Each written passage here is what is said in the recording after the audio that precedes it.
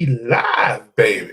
What is up, everybody? I'm Courtney. I'm Sean. And we are Hill City Paranormal in the house. Paranormal. Paranormal in the house. D Downs, Mama D. Mama D. Mama D. Mama, I love Long you. time no see, Mama D. We got Paul Fowler. Well, you say the name this time. I said it last time. North Carolina. Come on and raise up. Coastal Plains. My bad. I was singing the song. And guess what? I didn't even need a note. Yeah, you did. You looked at the note. No, I made you a note. You looked at the note. Y'all, I'm losing my voice tonight. I sound like a dude. No, you don't sound like a dude. You just sound like, I'm losing my voice tonight. I'm losing my voice. I sound like a dude. That's the worst impression of me ever. My microphone way over here.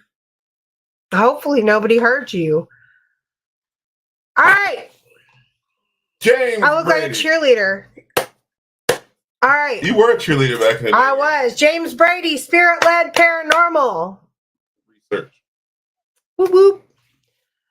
Thanks, Ma. I'll take that as a compliment. What's up, James? I could do a really good impression, though. Of what? A cheerleader. Oh, this is about me. So you can't do an impression of me. Are you calling me a dude? Did Mom just call me a dude? She said you look like a man. Hi, Angie. Angie. Angie looks like a cheerleader. Bedford. Yes, Bedford Paranormal. Yes. We got a piece of Bedford Paranormal. Angie, let me tell you about somebody who can cook. Angie, he's still raving about the mac and cheese. And the beans. Who made my potato salad? I need some pom-poms.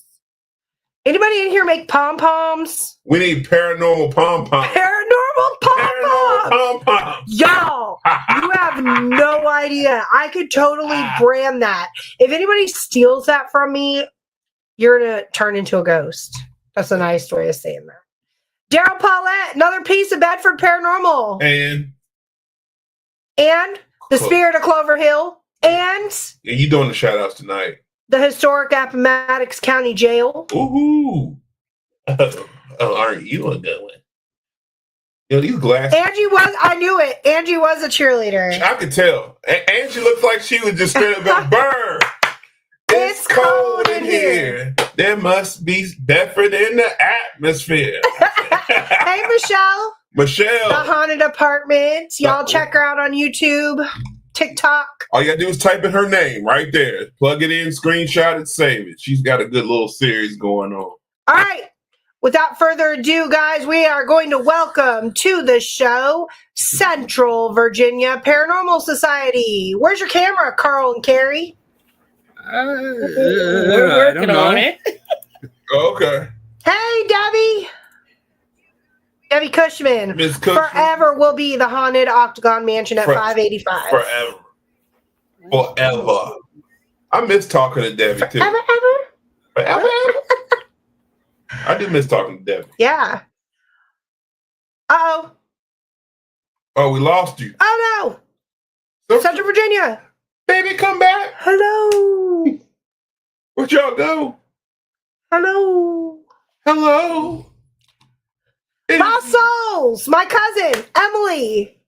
Y'all going like sisters. I'm going to call you, or you can call me after the show. I don't know if it's too late. What do you want him to call you? Yeah, I've been meaning to talk to Debbie anyway. I got a lot to talk to you about. I want to talk to you in the hair, too. And the hair. You in the hair. She knows who the hair is. Everybody knows who the hair is. He is the famous hair. Where does Central Virginia go? It says Central Virginia will need to connect their mic or cam before we can add them to the stream. Yeah, Debbie, give us a shout after the show. We never had them on the show. Like, y'all down to do a show with us, Daddy? Because y'all forever the Octagon Mansion with us. Straight up. Unless y'all get a new location. But yeah. Forever. I feel like this is where we should insert like the Jeopardy theme. Yeah, it looks like they're having some technical difficulties, so we will we'll chat with y'all until they get straight. We've had them before. We've we did like half a show mute before. Clapping and everything. Yeah, remember that show we were clapping? Y'all were like, "What's going on here?" We were really excited. That was funny. And like the hair is Dinner with a Ghost. Yes, not only are they Haunted Octagon Mansion, they are still Dinner with a Ghost. They are Dinner with a Ghost. And shit, why am I blanking on their team? They've got a team. They do? I didn't know they had a team. Yeah, you don't like their page? I do like their page, but I don't see. Look, I'm guilty. I don't see nothing on Facebook. I think they're back. Hair. They're back. Yes. They're back. They are back. Okay, let's do this again. Without further ado, we welcome Carl and Carrie. There we go. CVPS. Ghost Town Operation. That's right. I have seen that. Okay. Yo, I was about to say G-Tops. Is that right? Oh, God, I got an echo. Right, we got a bad echo. Hold on. Let me mute you. We'll kick that old one from the video. All right, that might be. All right. Is there still an echo? Nope. Nope, I think you fixed it. Yep, I think I fixed it. Okay, all right. So I was going to say it, but didn't want to be wrong, Debbie. I was like, okay, G-Tops, but I'm not going to say it, so I'm just going to straight up say, like, who is it? I think since you kicked the old one from the studio there. Yeah, I think it was like a duplicate. I think we're good now. Yeah.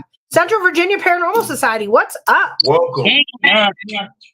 All right. So I've had a lot of people message me and say, hey, who is CVPS? And that's a lot of the time. That's why I put up abbreviations, because I want that question, right? So why don't you tell everybody who you are, CVPS? All right. Well, it was started as, I guess my plan was to invite a bunch of local paranormal groups into one, and then we go out, we do things, and so it's kind of like an all-inclusive club, so to speak.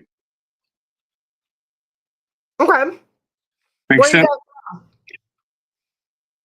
What was that? Where are you guys from? We're here in Lynchburg. Okay. Yeah. All right. So, two of us in Lynchburg. We've got Hill City Paranormal, and we've got Central Virginia Paranormal Society. So, a lot of people have already heard this about us, but we have been investigating flying under the radar for a total of combined 20 years. And we had no idea that there was like a thing called teams, right? Yeah. So we were just like wilding out, chasing ghosts by ourselves. And then we found out that there was like a whole nother community. And like, it's not just us. We've got Bedford Paranormal. We've got several other, there's a team out of Madison Heights, some good friends of mine, Donna and Willie Tyree. It was crazy because I didn't find out that they had a team. So I was sitting down, I was talking to my best friend, and she's like, Donna's my sister. I was like, yeah, but I guess I didn't put two and two together because like we had never had that conversation. So, we didn't know that there was like a whole paranormal community. Yeah, we didn't either when we started. Yeah. Well, in Lynchburg, everything's so hush hush though. Everything's on the low. Yeah. It has to be. Yeah. We in Falwell country. Exactly. Yeah, Falwell country. Better not talk about no ghosts. Lord. Well, there's really nowhere to go or like anything to do directly in Lynchburg. I mean, there is if you're, doing like urbex. Or going to church. Or something like that. But I mean, or if you have any like private cases or something like that. But I mean, as far as like actual Lynchburg being known for a haunted location, is just that's not what's going on here in this rinky-dink town with too many people. Yes, Daryl, we are in the Bible Belt for sure. And yes, some ghosts even cook dinner. No, I think the dinner with the ghost people cooked the dinner. I thought it was The hair. I thought it would. You don't want to say the hair cooks dinner because nobody wants hair in their dinner. house. Hey, Yvette, hot angels. Yeah, so The hair cooks dinner. You didn't catch that? No. But yeah, Lynchburg is a rough hair in the food. No. Uh-oh. Your son's in the house. What's hey, up, that's Austin? my dad. Hey, Austin. Hey, Austin. Hey, Austin. Shout out to Mr. Austin in the house. How old is Mr. Austin? Oh God, 22. Okay. So does Austin ghost hunt with you guys? He has, yeah. Okay. Outstanding. I love it. Outstanding. I think anybody that involves their children is awesome. Yeah. Now, Carl, you and I talked for a long period of time. I'm still recovering. Yeah, that was the longest conversation I had in a long time. But look, I fell asleep to you guys talking and woke up to you guys talking. I literally, when I was getting up and getting ready for work, I looked at Sean and I was just like, "Are you freaking kidding me right now? You're worse than a bunch of females." Yeah, it was pretty bad. The last time I did that was in high school. And he was just like, conversation was good. And I was like, all right, well, I got to get ready and like go to work or whatever I was doing. But tell us, how did you two get started in the paranormal world? Like, what led you to do it? I think what it was is we both had experiences when we were young. And so we kind of thought about it on our own. And then we met each other, what was that, 35, 40 years ago. Yep. We decided to, we talked about the things that we liked and, our experiences. And we both just happened to be interested in ghost hunting. So we kind of started way back then. And in middle school, we started. Okay. Yeah. Good time to get started. Yeah. Things are a lot different now. That's for sure.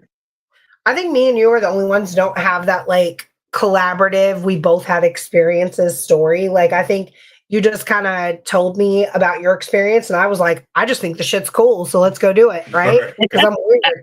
So I grew up in the craft era. So, ghost hunting, playing with things I had no business playing with. That was all cool. But, so yeah, I wish, I kind of wish like I had a cool experience, but no, not really. I played with a couple of ghost kids when I was younger. Yeah. I didn't have tell us about that. Yeah. Like what, I know y'all both like started doing it in middle school, but like what made you say, you know what, I want to chase this? Like, everybody I speak to at some point, either if they don't believe in it and they think it's dumb, they're like, whatever. But the people who stick with it had something that made them want to investigate it further. What made you say, I want to chase ghosts? I've always been curious about it, and I've heard family talking about different things. But with me, I just wanted to know more. They just interest me in trying to figure out what their story is.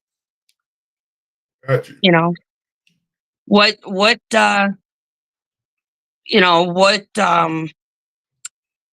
Getting lost for words here. Hey, Leah. Help me out here. I'm listening. I just wanted to make sure I wasn't going crazy. Yeah, that too.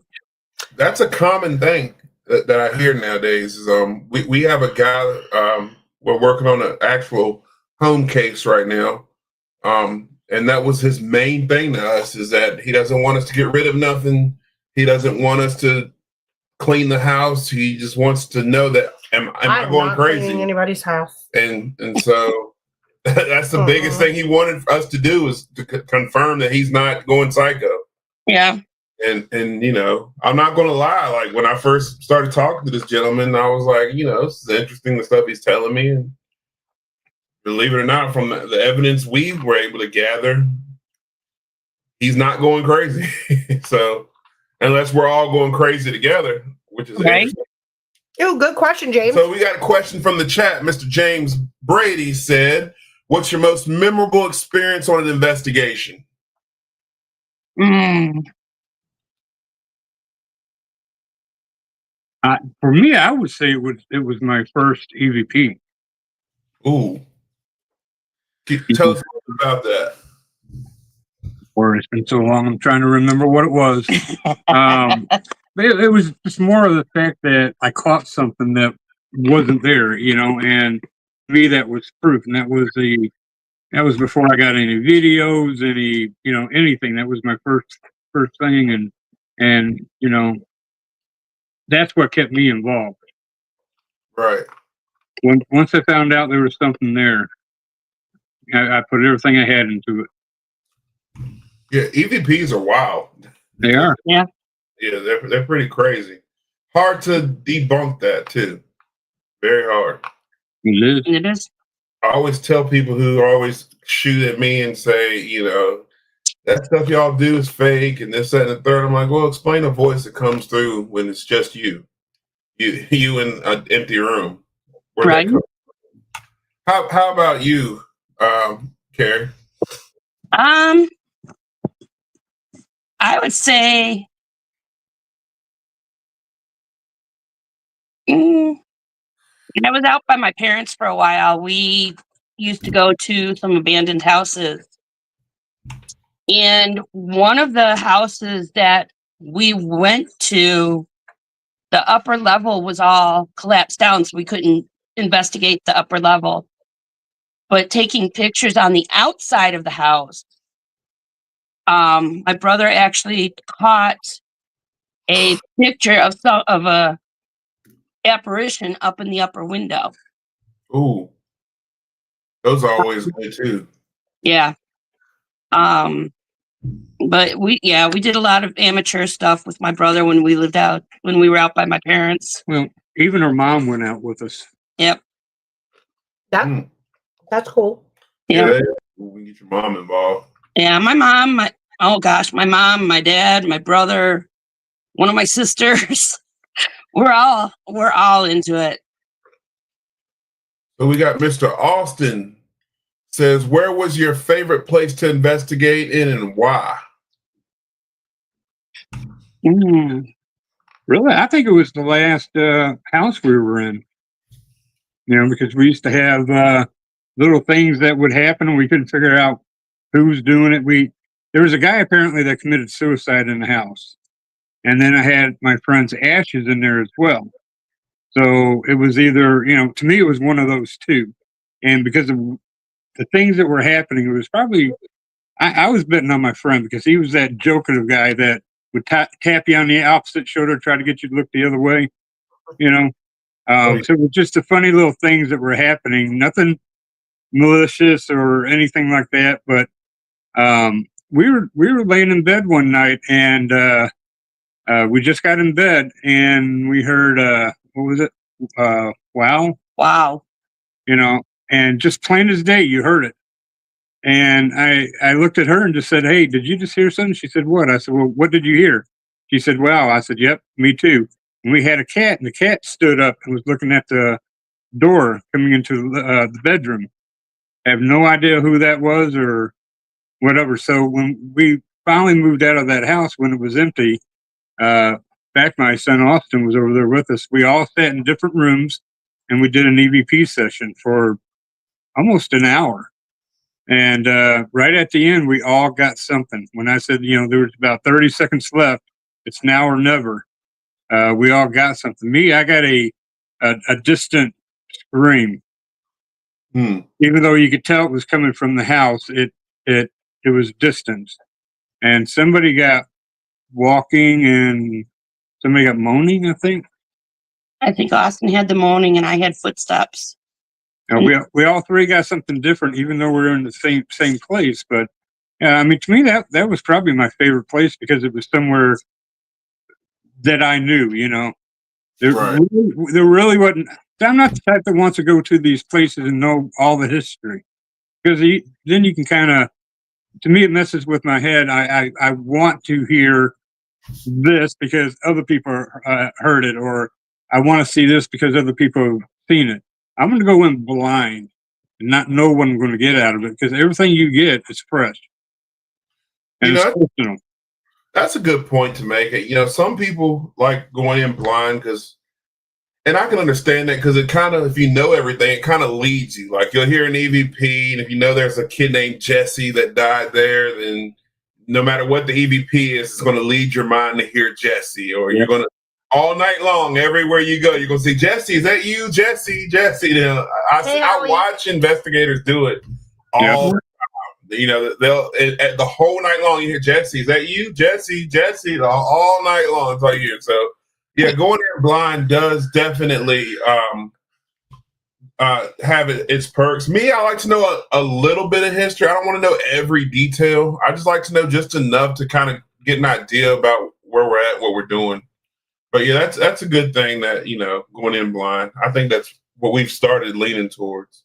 Yeah, I like to do like historical research on the location before going. And then I like to look it up on YouTube and see what like other teams have got. And see if like some of the stuff I get, or like if I see like a correlation, then I'll go in and then see if I get something else. But and what's up, Howie? By the way, shout out Riff Nation Network, the Orion Effect. Check him out. His network is really good with podcasts as well. ASPS. Yep. Riff Nation. G3. Yeah. I don't even know about G3 anymore, Howie. Uh-oh. Lost Souls wants to know, what is your favorite equipment to investigate with? Ooh. I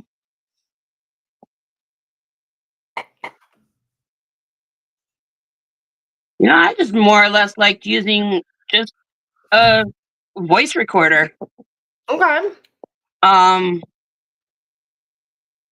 And a little bit of, just flashlight, mainly, just the basics. I used to hate those two pieces of equipment.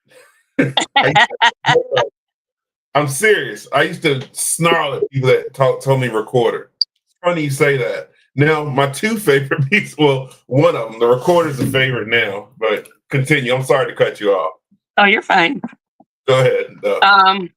But yeah, I think those are my favorite ones. But I told Carl I had to go out and get some dowsing rods because when we were with you that one time, I had to try the dowsing rods out. And those were pretty interesting. Yeah, it's funny that you bring up the dowsing rods.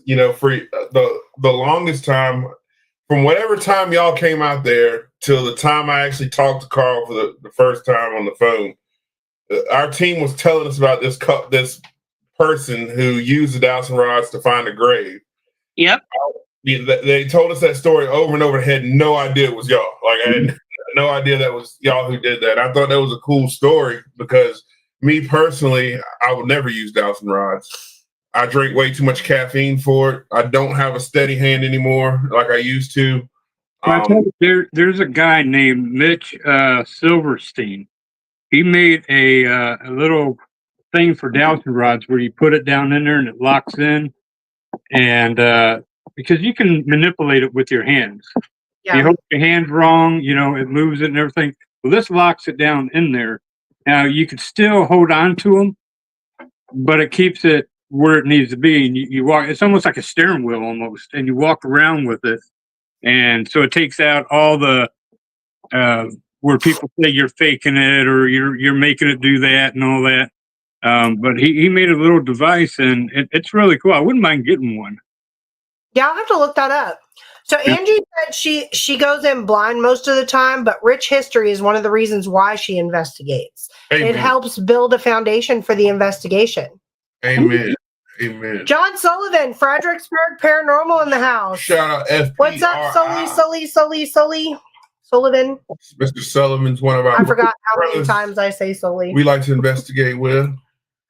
James said, I like to know the history, legends, quote unquote, of a location, but try to follow what information we get, and sometimes we can debunk the legends. Oh, that's a good point. Kind of like at St. Albans with Rebecca's room. Good point. Austin said, where are some places you would love to investigate, and why do you want to investigate that location? Good question.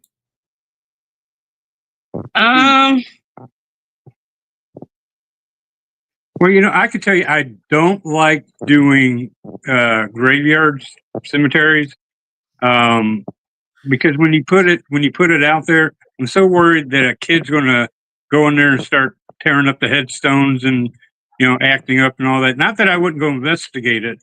I don't think I would advertise it too much. Right. I mean, what you guys do is different. You guys have been doing it for a long time, so.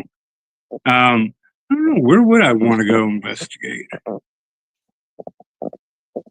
Like, what's your bucket list location? Like, where is somewhere you haven't been? Penhurst. I would like to go to Penhurst. Penhurst. I do want to go to Penhurst. An old friend of mine way back in the day took a trip to Penhurst, and she took a camera with her, and all of her photography equipment malfunctioned. She could not, for the life of her, get a picture inside of Penhurst. She got 100 outside the grounds, the whole nine. But the second she went indoors, it would not take a picture. Not her cell phone, not the actual camera. None of her photography devices took a physical photograph inside of Penhurst. Yeah. It actually reminds me of a house that we went to with my brother and my mom. We called it the trench coat house.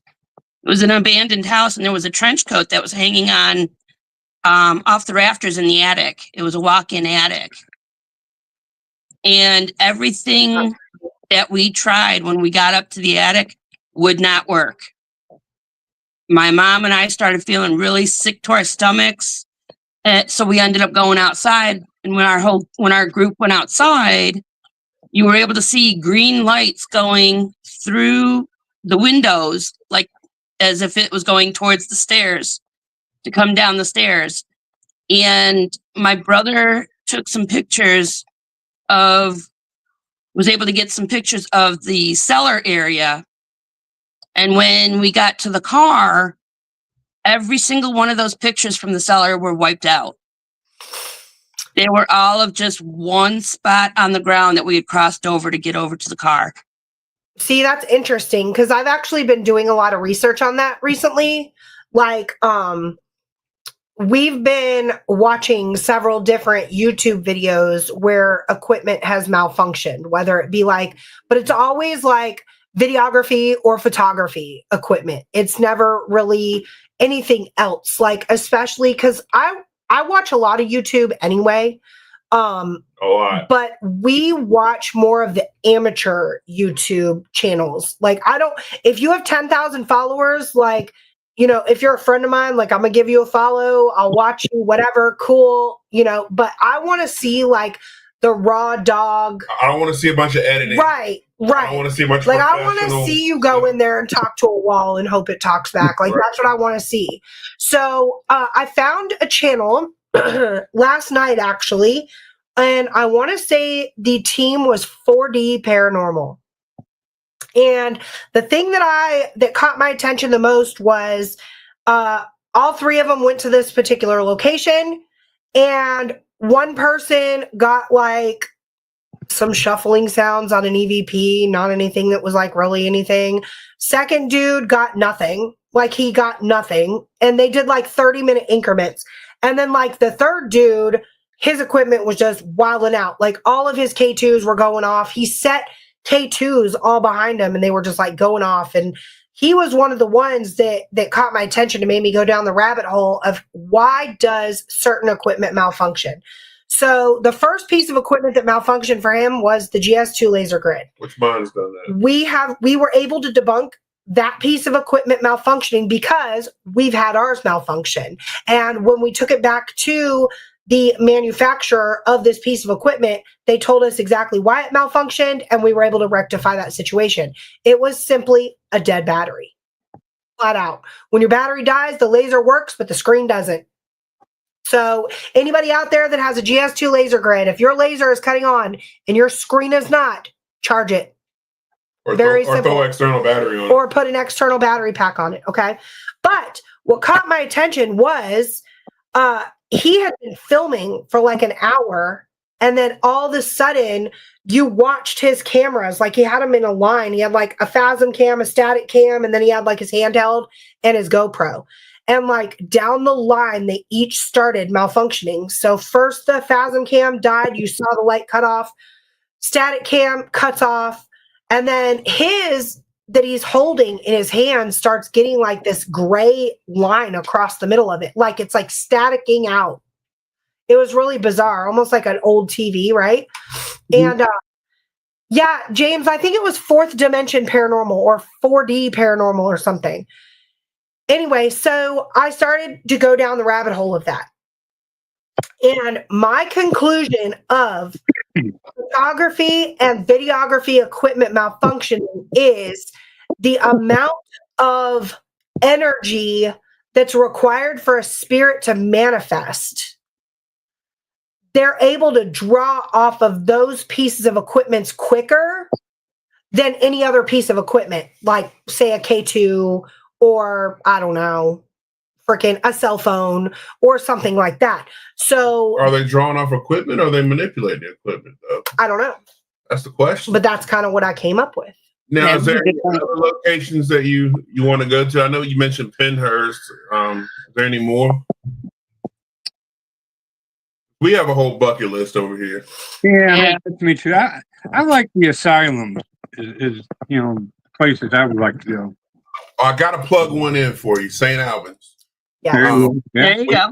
We've got some unfinished business there. We were just there, and there's a lot of good ones. There's a lot I haven't been to, but I will say St. Albans. We've had a great experience there last time we were there. It's probably the first time in a long time. There's probably been other times during investigations where I've had this happen, but it was direct communication that was great. I can't explain. The guy that was with me is always here, but he's on another podcast tonight. But one of their team members is here. She can probably actually two of their team members are here. Where'd everybody go?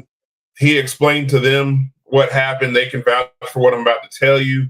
There was direct communication via EVP and an EDI box. That was the only equipment used that night. And when I say direct communication, I mean when I told it to tap the EDI box has a geophone on it. So when you touch it, it sends a signal and it lights up.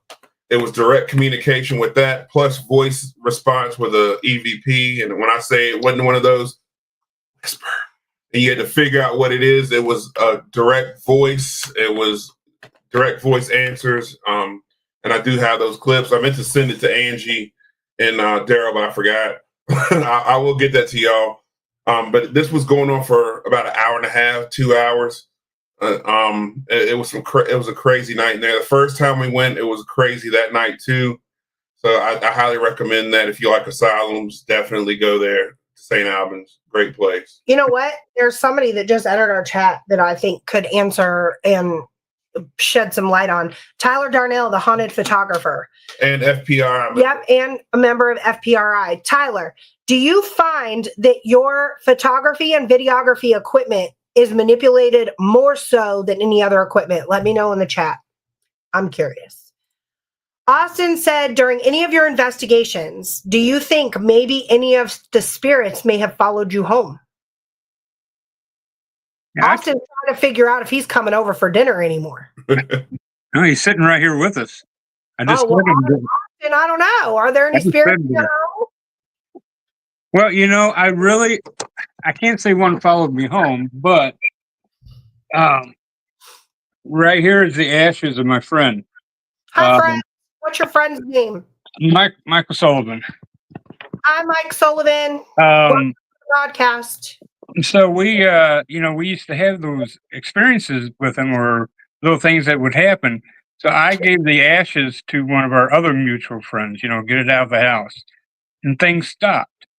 So last week I told my friend, I said, let me borrow it again. I just want to see if things start happening. And then it's starting up again. That's So, interesting. yeah. Yeah. So I think we're going to do an EVP probably tonight or tomorrow night, and to see if we get anything. Okay. We'll let you know.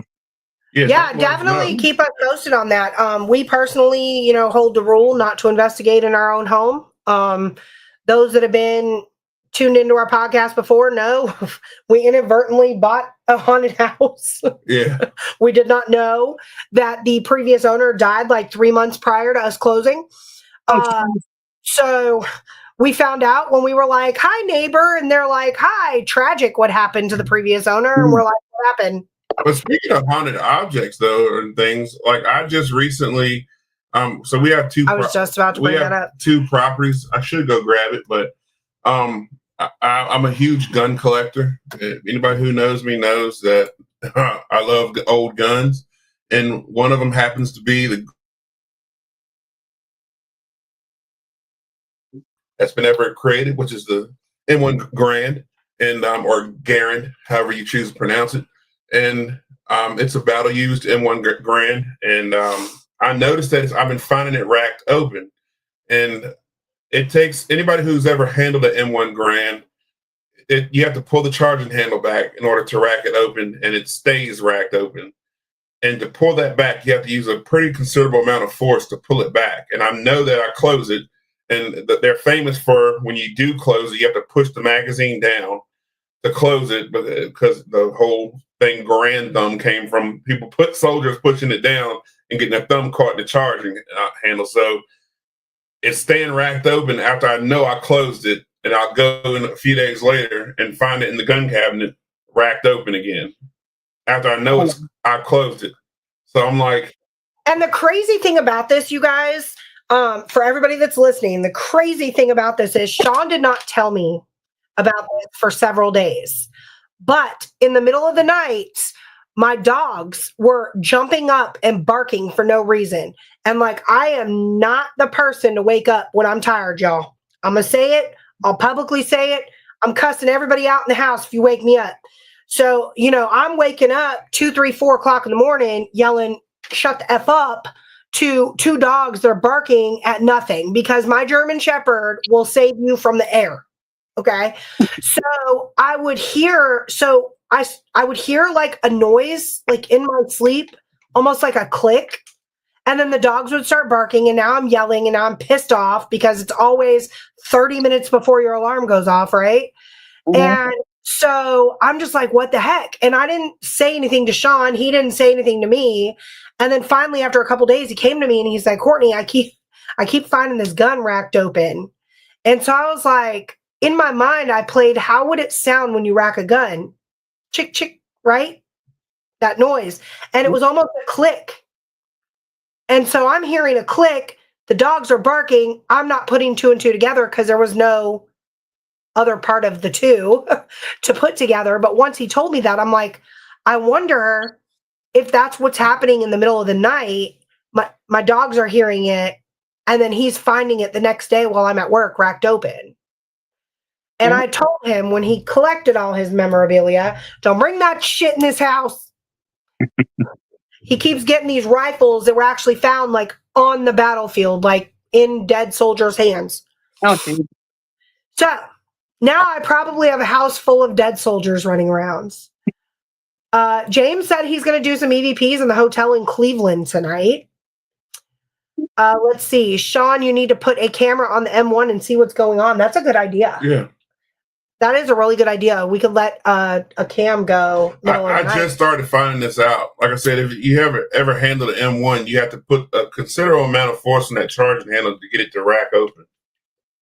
That's pretty weird. Alan said he's a slow waker upper. Alan, I'm not a slow waker upper. I'm a startled waker upper. When my alarm goes off, I jump up. It's dumb. But I mean, I guess waking up at the same time every day for an extended period of time will do that. Let's see. Austin said, what if the ghost is trying to find closure or he is stuck in a loop? We brought that up. We don't know if maybe he racked the M1 before he was hit. That was the last thing he did. He could have been trying to put another clip in there. I have no idea. It just, You know, I'll go in my gun cabinets and look at my old guns from time to time and find it racked open. Now I've been paying attention to it. It's just a weird thing.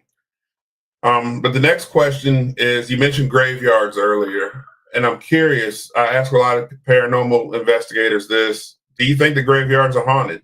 Some people say that they're not and that ghosts don't hang out there.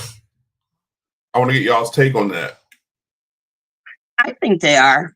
I know for a fact there's some hanging around, but you know, I don't think they're. If they're there, I don't think they're angry about nothing. I think they're confused.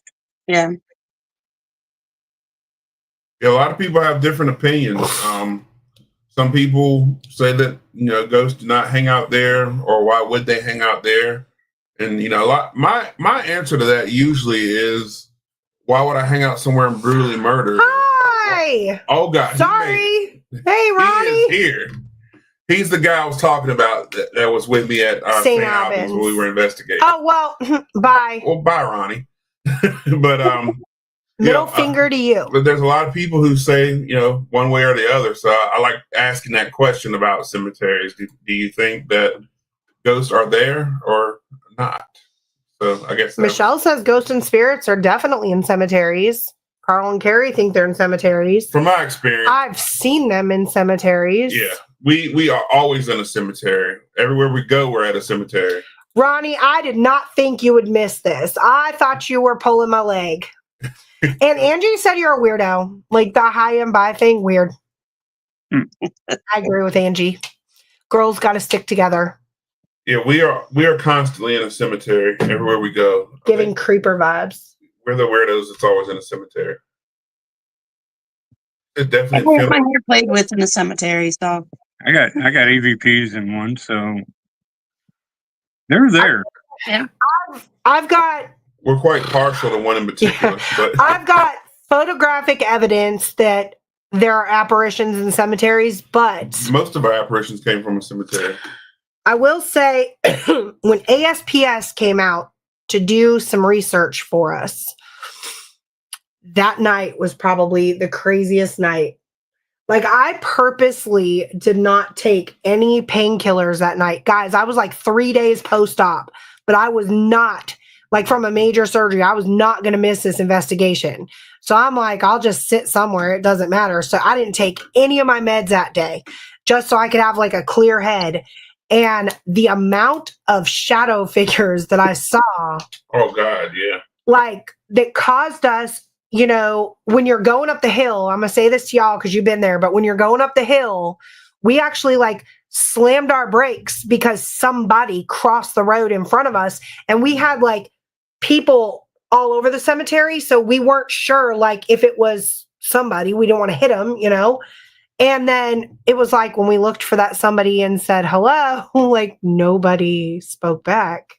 So then when we all reconvened at the rally point for like a halfway break, 2 other people said they saw the same exact thing in the same exact location, but us 3 were in 3 different locations at the time. So it wasn't all at the same time. So it's like, you know, I'm going to say cemeteries are haunted. Wait a minute. Angie said, come to the Hatfield Cemetery. Angie, I'm going to bring my own side by side and we can go riding. Yes. How about that? That sounds like a good idea. Yes. I will 10 out of 10 go to the Hatfield Cemetery. We're actually heading up to West Virginia for an investigation in August with FPRI. We will bring the trailer with us. So I will trailer. I got somewhere to park it. Yes, that sounds great. We got friends in low places. I got friends. Daryl said everybody on Bedford Paranormal is weird but him. Okay, Daryl. Daryl. Wait a minute, I like Daryl. Daryl said we can do a metal detector. I like Daryl. Daryl is weird. Anybody who paranormal investigates is weird, guys. Yes. We're all weird. Let's see. Michelle said, at a recent funeral, it felt like they wanted me to see them. That's interesting. Did you know the person who passed? Well, I'm sure if she was at a funeral, then she knew the person. Well, I'm saying, like, personally, sometimes you go with friends. Like, I went with you. The last funeral I went to was with you. I had no idea the person who died. Yeah, and I don't do funerals. I just went with you. I do not do funerals. Let's see, Angie, I can take you some to abandoned coal mining towns. Also, just let me know the week before you're down this way. Oh, God. Can you get permission for me to metal Abandoned detect coal at these mining. places? I feel like that's one I might be a little bit on edge to investigate, like an abandoned coal mining town. Wait a minute. I heard about the West Virginia places. Did they let black people in there? Here we go. Some of these places, Here we go. some of these places in West Virginia ain't too kind. I got rebel flags though. I might fit in. Just being honest. I think you'll be all right. I don't know, man. West Virginia is sketchy, y'all. Some of them places. Some places. Yeah, some of those places ain't too kind to the brothers being there. You gotta be careful. Gotta watch six. Some of those places. Alan, Terry's got the back. there you go. Hey, I appreciate I don't have side by side, but I have 998. I appreciate that. Not a problem. One place though I do think that was fun to investigate was the axe murder house in Iowa. The Volta or whatever. Yeah. Yep. You got to investigate that? Yep. How was that? It was awesome.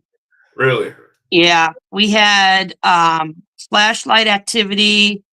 There was a doll in one of the rooms that was turning on its own when nobody would be in the room. We heard kids singing. We heard footsteps up and down the stairs. We had all sorts of stuff. No, I don't mess with kid ghosts, y'all. That sounds like somewhere we need to go. No, I'm not going to mess with a kid ghost. We stepped it up one. We used a Ouija board.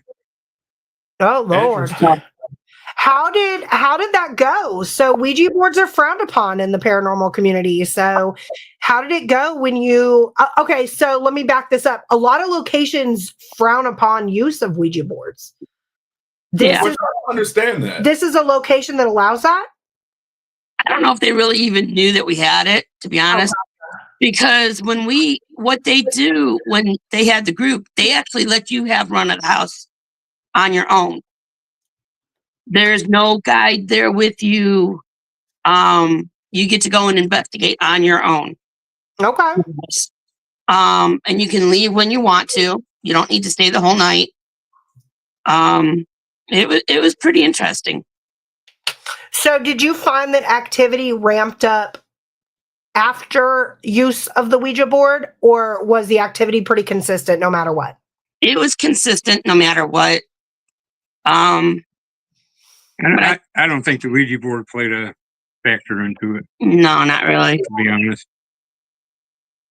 And I tell you, give you some good advice. Go in a small group, 2, 3 people. Don't try to go in there when you got 10 people. Because people are moving their feet, people are, clearing throats, and I want to know what's there and know I can trust the people that I'm in there with. Even though it was family and everything, everybody was wanting to hear their own thing, and they were kind of doing their own thing. You want to listen, and now somebody speaks up and asks a question, and you thought you just heard something, So it's nice to go in with 2 or 3 people. I'm finding that's the case in a lot of locations, smaller groups. Yeah. It's more controlled. We frequent Gettysburg a lot. Have you guys been to Gettysburg? No. I told Sean I want to go next time you guys go. Well, we're going this weekend. Well, I'm going to take my bag. Oh boy. We are there all the time. Like, we're going this weekend solely because, we do Civil War reenacting. Sean is on a massive weight loss journey. And when he put his big sack of pants on, we have to go get him hemmed by the fancy ladies at the Gettysburg Emporium.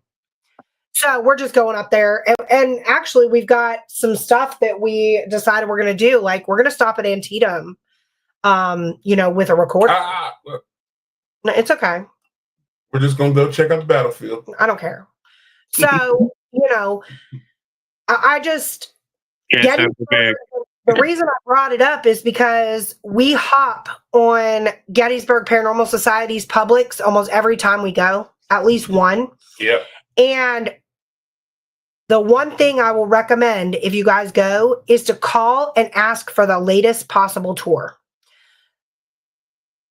Her next question for you is going to be, well, how late do you want to go? Well, we're paranormal investigators. We'll go at 2 a.m. We don't care, right? So she's got guides that will go out late at night. And the groups will be like 2 or 3 or just you two. Sean and I have been the only two in a group before. And there's one place that what you're saying, it kind of reminded me of, and that was the Battlefield Farmhouse. The first time we went, there was 20 people in the group. Yeah. Wow. And I was like, okay, wait a minute. Hold on. This is only like a 2-bedroom, 1-bath house. Like, this is going to suck really bad. Actually, it was good, though. So everybody went to like the hot spots. And Sean and I just went to this random room that they said there was no activity. And for those that are subscribed to our YouTube channel, I have an 8-minute compilation of that day from both the schoolhouse that we did, the McCurdy Schoolhouse, and the Battlefield Farmhouse. And the evidence that we got at the Battlefield Farmhouse that day, that was probably one of definitely on the list of top investigations that we did. But we went back another time when it was just us and got nothing. So I think the third time we went, though, it was a good time. It was good. So it's kind of a hit or miss. But I mean, I definitely think the small groups is where the way to go. But Villisca is one I do want to go to. Yeah. I feel like I need to be allowed like 2 weeks of paranormal vacation time. Fair cake. Like I need to ask my boss for this. I should petition the company. There are ghost hunters out here that have shit to do. Right? Well, tell them you're a Wiccan and it's part of your religion. There you go. There you go. I mean, I can get away with it. Like, Right? Yeah. See? Pentagram. I told y'all she was evil. All right. So no boards are allowed at Clover Hill, guys. Scared of what might be brought through the board. And that's okay.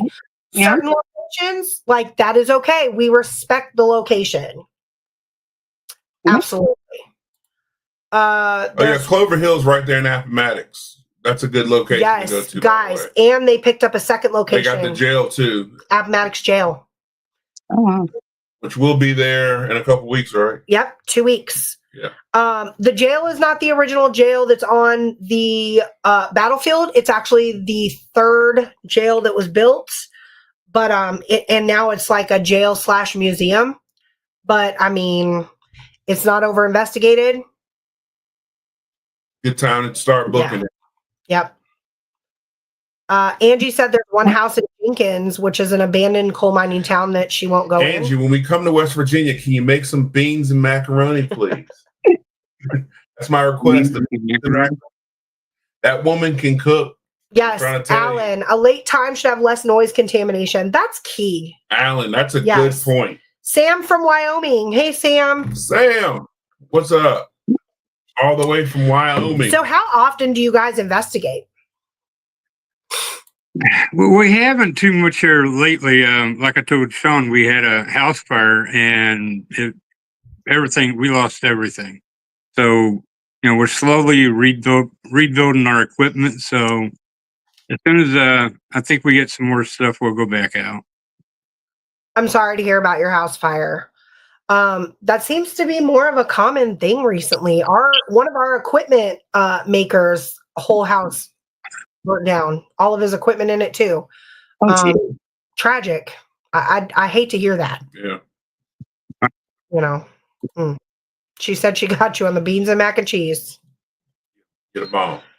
Angie, don't give it to him before the investigation. Well, the EVPs would be great. God. When do you think is the best time to do an investigation? I'm assuming that's what Austin said, because, I mean, I can tell you the best time to do an investment would be Monday through Friday, 9 to 5, but I'm thinking you're meaning investigation there, Austin. Well, one of the weird myths is, everybody wants to go out at night, and I guess it's because it's fun. It's a little more spooky or something, but you can go during the day. Yeah. Yeah. You can sneak into a place when it's open for business and do a little investigating. They don't know. Yeah, don't take a DR-60 to a funeral. Who did that? Who did that? I'm not going to call out any names publicly. Maybe they wanted to smile. I'm just letting you know. Y'all can't with this man. Don't do it, huh?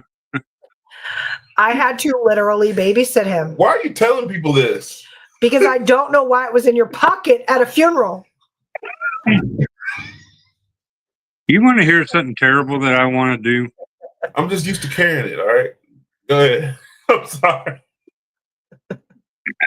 When I die, and during the visitation, when everybody's sitting there and everybody's quiet and everything, I want somebody to dress up as a Grim Reaper, walk up into the front, and point at my ex and say, "You're next," and just walk out. Great day. The X, though? Well, yeah, That's a good idea. it's worth it. I mean, I just wish I was around to see it, but you might be a ghost and you might be there. yeah, it might be. I told my kids if what, I'm not going to give away what I'm going to do. They're going to know if I'm around or not. That's what Sean always says. If I can do it. I mean, it might take a while to learn how to do it, or I don't know. We don't know what it's going to be like.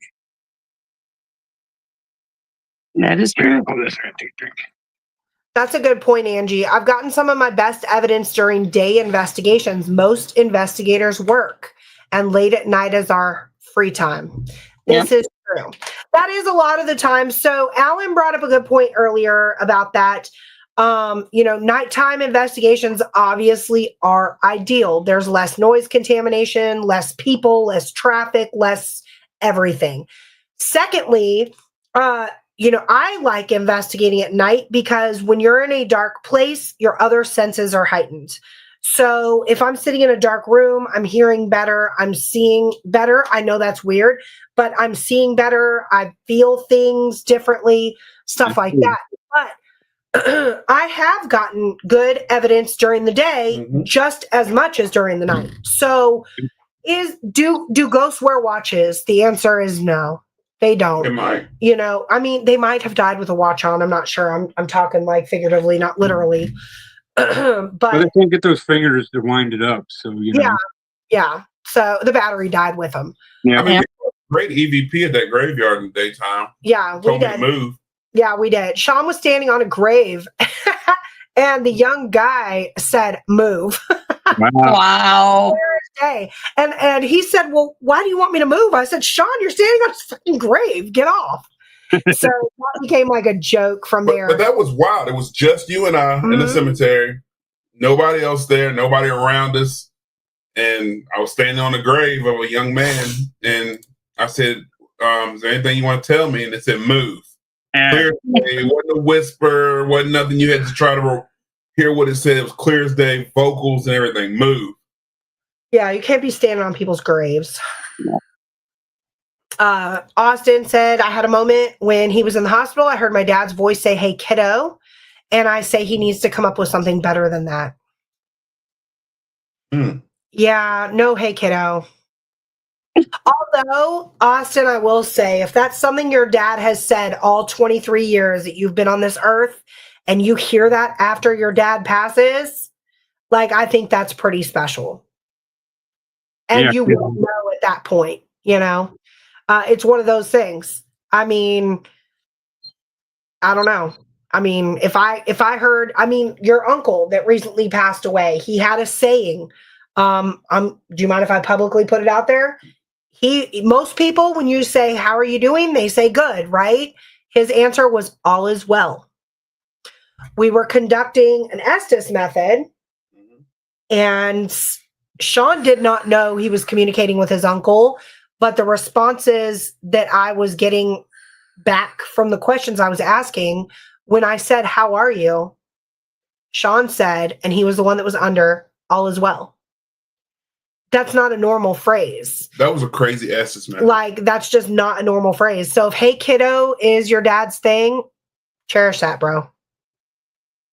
chair set. Ozzy, Oz man. what's up? Another little investigator.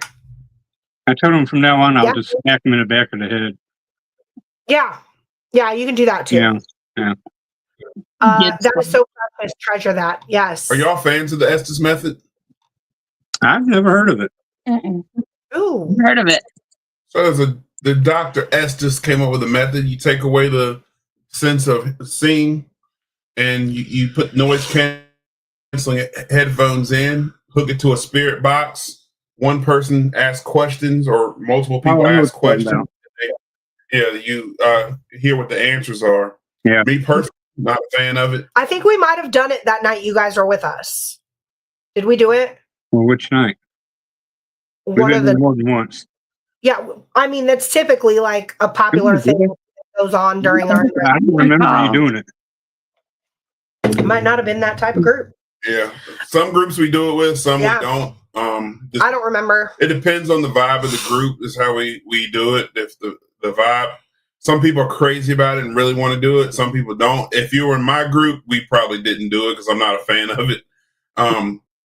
A lot of investigators are big fans of it. I personally am not, unless you have actual noise canceling headphones. I think it's trash.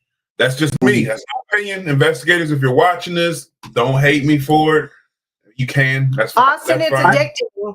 I'm gonna be honest with you. He said he would love to try it out. It is addicting. That's fine if you hate me for saying this, but I feel personally, if you aren't using actual noise canceling headphones, I'm talking about the ones with the power button that actually cancels the noise around you, it's ineffective. And the reason why I say that is because I watched the YouTube videos, and it's just my opinion. I'm allowed to have it. We got freedom here. All right. I feel like if you hear something that people are saying, we don't know what you're hearing, and I don't know how much you hear me asking you. So it could be leading, in my opinion. You're done. Done. We know you like you believe the REM pod. You believe in the REM pod. So if you're gonna do the Estes method, guys, and this goes for everybody in chat too, trust your tribe. That's going to be my new slogan. Trust your tribe. No one when it comes to investigating. So, no, you need to trust your tribe. I do trust my tribe. But when it comes to evidence, if it's not noise canceling, I don't trust it. Well, obviously, if I have noise canceling headphones, you're going to trust your tribe. Exactly. I would not. I trust my team. But if I don't have noise canceling headphones, I don't know what you're hearing. Well, you got to remember, in real life, IRL, it doesn't always come out like it does on Ghost Adventures and Ghost Hunters, and everything's not perfect. You don't get everything right. So, and a lot of times, you don't get nothing, which is fine. That's part of the game, Facts. I mean, I always like watching other people do the Estes method, but I also very much so enjoy being under. I mean, I do. You got to know when to tap yourself out, though. It can be great. Now, I've only been under with the Estes method, maybe not even a full handful of times. The one time. Hey, Austin. What's up, Austin? What's up, guys?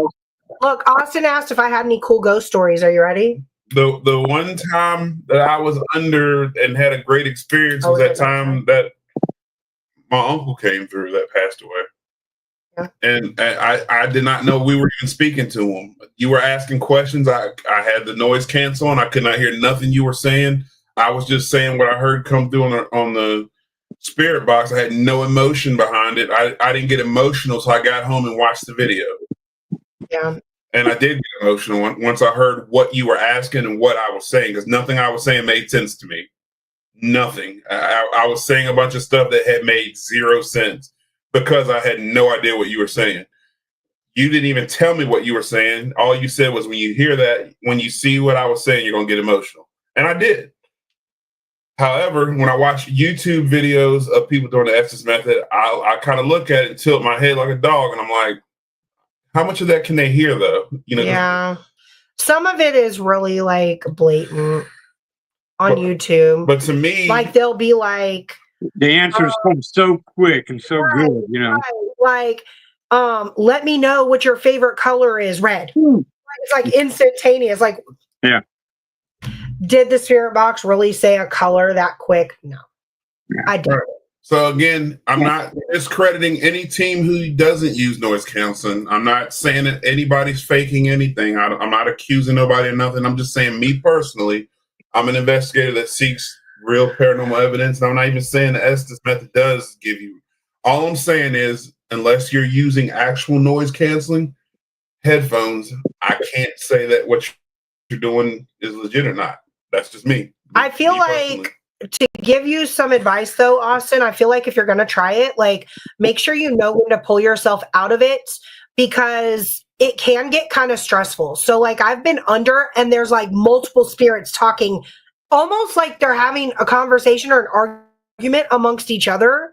And then all of a sudden, like a third and fourth voice comes in and you're just like, it's too much. Like, and some of those voices have been known to scare people. We've done it on Publix where somebody hear a voice they do not like, and it scares the crap out of them, and you tell them to get out of it. So you hear the voices through the headset, or is it like your headset is connected to the spirit box? And what goes on is, let's say I've got headphones on, right? And I'm listening to the spirit box. And you guys are all sitting in the room and you're asking questions, and all I'm doing is saying out loud what I'm hearing come across the spirit box. So for example, like, I'm under, and you would say, you know, I don't know, what year is it? And I hear, you know, shut up. I'm going to say, shut up. I'm going to say out loud what I hear. It may or may not make sense to what you're asking at that time. And that's when it becomes cool, when you're actually the one asking the questions and somebody else, because if it starts like actually corroborating itself, then, you know, then at that point is when it becomes neat to me. Angie, I know we've got to wrap it up. We're almost out of time here, but Angie brought up another good thing that I am actually looking into. Angie said, have you ever tried scrying? Okay. There is 2 different ways that you can scry. You can mirror scry or you can flame scry. And the one thing that I want to try this year, and I will before 2025 is done, is flame scrying. And if one truly knows the method, it can be beneficial, but you have to know when to tap. That is the key. You've got to know when to tap on any investigation with anything that you're doing, whether it's, you know, you're just simply waiting on a REM pod to light up, or EVPs or anything. If there's anything that you don't feel comfortable with, you've got to know when to tap. You've got to know your limits. And yes, Debbie, we're going a little bit over tonight. James said he's tried scrying but got no results. Maybe I'm not doing it right. Scrying takes a lot of grounding, guys. And for those that don't know what scrying is, it's, you know, you can do it either with a mirror or you can do it in an open flame. The scrying that I'm talking about, the open flame, is literally like you're staring at the flame but almost through it, and you're concentrating and you ground yourself, and then you go from there. Much like, and Ronnie's back, much like a mirror, you kind of go off of what you see. Angie, I actually will, because if you are versed on it, I would love to learn more. Maybe we need to try it if we ever get with them. Yeah. Work with Bedford. We've been trying to work with really want to try it. That's one thing that I really want to do. Ronnie said hello. James said bye. Lost souls. After my last experience with the Estes method, I'm not sure if I will do it again. Emily, you need to take a deep break off of the Estes method, baby girl. Yeah, Emily. Ronnie, we always miss you, dear. Especially after you saw that orb, Ronnie. Yeah. I forgot. Do you need the video, Ronnie? I forgot to bring this up. There's another member of Bedford that saw an orb. Yeah. Oh yeah. Oh yeah. Oh yeah. There he is. Now he's trying to leave. Don't leave, Daryl. Daryl Paulette. Speaking of orbs, what do y'all feel about orbs? Before we go, orbs or dust? What do y'all feel about orbs? Yeah, I think most of them is probably dust. Yeah. I mean, unless it's sitting there and it's hovering and it's doing something special, it's probably dust. I don't like it. Daryl said, "Oh no." If that orb starts talking to me, I'll believe it. I mean, it might. Yeah. It might. It might talk. Hasn't yet, but it might. That would be really cool to catch on camera. The orb pops up, says something, and then that would be really. Orb. Ronnie's orb is going to pop up and say, "I'm not dust, bitch," and leave. Thanks, Would Leah. be the first time I was part of it. Guys. Oh, an orb's going to come up. James has the orb with his own eyes in broad daylight. That's talent right there. My mom said she just saw one in broad daylight. Angie said dust. Oh, no, she's smacking her head to the dust. All right. If you don't see it with your own eyes, it's dust, bug, or moisture. There's Ronnie has spoken. Ronnie? Yeah. I have a video that says different, Ronnie. He did say he saw it with his own eyes, though. He did? He did say he saw it with his own eyes. He did. All right, Ronnie. I won't play the video. Just know. We just got it saved and queued up for you. I've got it in my archives. But guys, I want to thank everybody who tuned in and stuck with us tonight. Central Virginia Paranormal Society. We're so glad to share the Hill City with another team. Pretty cool.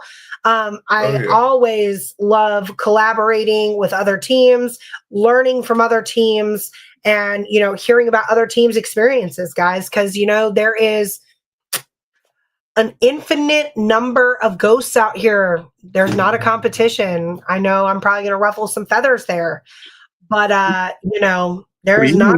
You and Carrie need to call each other and see if you can stay on the phone as long as Sean and I did. That is not going to happen. I'm going to tell you why. I will be snoring within 5 minutes. Carrie, no offense to you. I'm a tired, sleepy person. I am nowadays too. When I go on investigations, please trust and believe there's ample Red Bull preparation that goes into this. or a really good nap. Yeah. Nap time is crucial. Yeah, there's times where Carl's talking to me and I'll be like, yes. and I'm still talking. I mean, I got to get it out. So, yep. Call Sean next time you have something to talk about. I'll be the first to say it that, we try to preach para-unity. We try to preach working together with other teams. And, y'all are in the same town as we are. And we've been able to get along with most people, I'll say. The only people that we have had a problem with us unknowingly, and which it's been comical. You did, Ronnie. But yes, there's room in this field for everyone. That's right. Let that be known. Everyone. There's no competition. I should do like a Central Virginia Paracon. Yeah. I could do it. I could put it together. I don't know. Bedford Paranormal can put on one hell of a Paracon. Yeah, I would have to you have to pull them in to do that because Jesus Christ. Yeah, I would definitely need Andy. That team over there, I tell you, good God. We could do like a paranormal cookout. We do a block party. We're supposed to do cool. Karaoke one night or something. Oh my God, yes, paranormal karaoke. Paranormal karaoke and a cookout. I have a Blackstone, guys. That would be cool. We could do it. I'm going to sing the song. We're definitely getting Bedford to decorate. I'm going to sing the song, Somebody's Watching Me. There you go. There you go. All paranormal songs. Get Ronnie to sing. Yeah. Bedford Paranormal puts on one hell of a Paracon, guys. If you guys haven't heard about it, it's an annual event, Enigma Cons. It's at St. Albans every year. They're already working on next year's. So, stay tuned for that. I definitely, may collab for maybe a winter time, something or other. See, Austin, there you go. He's already putting his song request in. He's going to sing Ghostbusters. Oh my God, James said a paranormal football game with cheerleaders. Angie, we got you. As long as it's tackle. We got you. Tackle football? Yes. Angie and I'll cheer. We got you. Oh man, you see that bottom comment Angie made? That we did. Yeah. Zombie walk? Yeah, we should all get together and do the zombie walk. You know what, Ronnie? Oh yeah, I'm down for that. You see that, Ronnie? Oh, my virgin eyes. You see that, Ronnie? That's for you. I've got a whole flock of birds if you want to see them fly. Ronnie's on one. He is on one. You know what? I'm going to call Ronnie. I got something to say. I know when my number pops up on Ronnie's phone, he's like, damn it. All right, let's not keep these guys any further. They've got snacks to eat, movies to watch. Yes. All right, y'all. Again, big shout out to Central Virginia Paranormal Society for joining us tonight. Yeah, thank you guys. Appreciate Everybody Thank you that's for having us. Thank we you. really appreciate you. Again, my name's Courtney, I'm Sean. and we are Hill City Paranormal. Really quick though, where can everybody find you on socials? Right now, we're just on Facebook. I had to put the website down for a little bit, so you can look up CVPS. All right, on y'all Facebook. give them a like and a follow. Central Virginia Paranormal Society, CVPS. And until next time, we'll see you on the other side.